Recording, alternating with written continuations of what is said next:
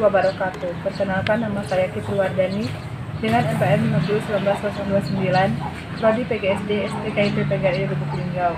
Dosen pengampu Bapak Tio Gusti Satria, Magister Pendidikan.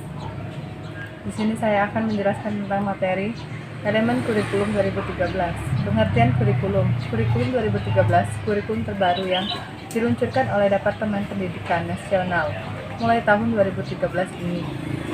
Sebagai bentuk perkembangan dari kurikulum sebelumnya, yaitu kurikulum 2006 atau kurikulum tingkat KTSP. Standar proses pendidikan.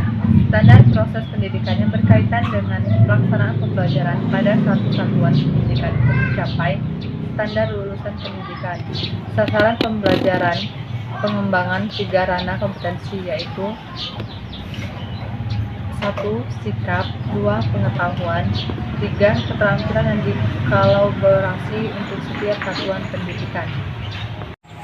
Ruang lingkup standar proses pendidikan. Proses kurikulum yang berlangsung secara berkesinambungan dan keterpaduan yang berlangsung secara bertahap dan berjenjang, terdiri dari yang pertama yaitu proses penjajakan dan pengembangan, yang kedua proses perencanaan pembelajaran, yang ketiga proses pelaksanaan proses pembelajaran, yang keempat proses penilaian proses pembelajaran, yang kelima proses perbaikan efisien dan efektivitas, dan yang terakhir proses penilaian evaluasi.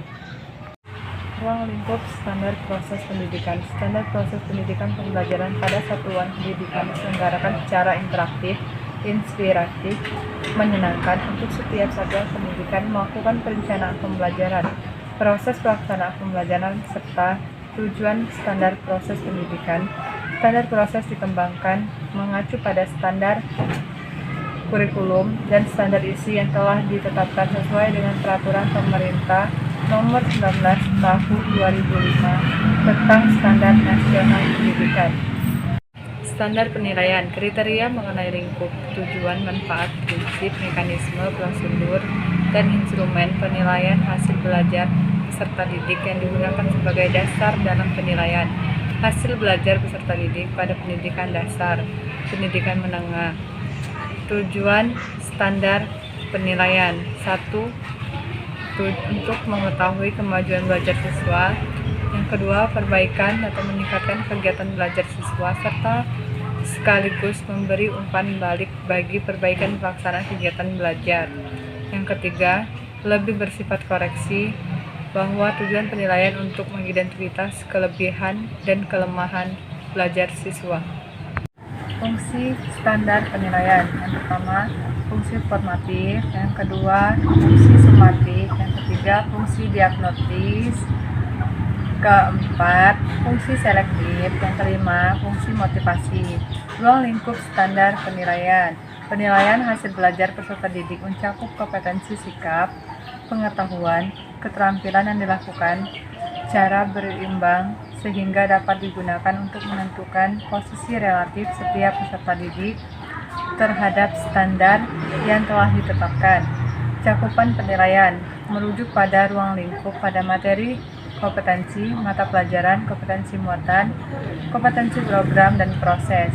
Prinsip-prinsip penilaian kurikulum 2013. Yang pertama, objektif, yang kedua transparan, yang ketiga adil, yang keempat terbuka, yang kelima menyeluruh dan berkesinambung, yang keenam sistematis, yang ketujuh akuntabel, yang delapan edukatif.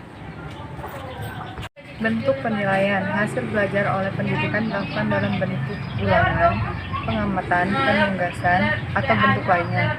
Penilaian hasil belajar digunakan untuk mengukur dan mengetahui pencapaian kompetensi pendidik, memperbaiki proses pembelajaran, menyusun laporan kemajuan hasil belajar harian, tengah semester, akhir tahun, dan kenaikan kelas. Mekanisme penilaian yaitu yang pertama, mekanisme hasil belajar oleh pendidik, mekanisme oleh satuan pendidik, mekanisme oleh pemerintah.